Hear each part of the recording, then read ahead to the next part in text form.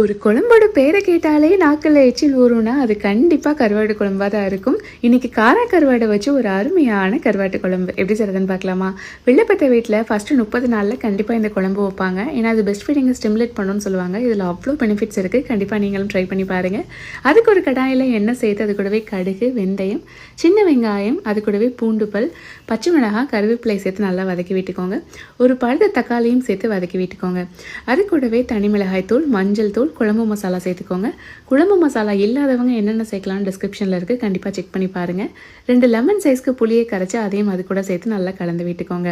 250 gram கருவாடை நல்லா தோல்லாம் உரிச்சிட்டு சுத்தம் பண்ணி வச்சுக்கோங்க. குழம்பு நல்லா ஒரு கொதி வந்ததுக்கப்புறம் கருவாடை ஆட் பண்ணிக்கோங்க. அப்போ தான் குழம்பு நல்லா வாசமாக இருக்கும். இப்போ மீடியம் ஃப்ளேம்லேயே ஒரு 10 நிமிஷம் மூடி போட்டு வச்சிங்கன்னா கருவாடை நல்லா வெந்துடும். அதோட சாறுலாம் நல்லா குழம்புல இறங்கிடும். ஓப்பன் பேன்லேயே எண்ணெய் பிரிஞ்சு வர வரைக்கும் வச்சுருந்தீங்கன்னா ஒரு அருமையான கருவாட்டு குழம்பு ரெடி. இது உப்பு கருவாடுங்கிறதுனால நான் உப்பு ஆட் பண்ணலை. உங்களோடது இல்லை அப்படின்னா நீங்கள் எக்ஸ்ட்ரா ஆட் பண்ணிக்கோங்க. கண்டிப்பாக நீங்களும் இதை ட்ரை பண்ணி பாருங்கள்.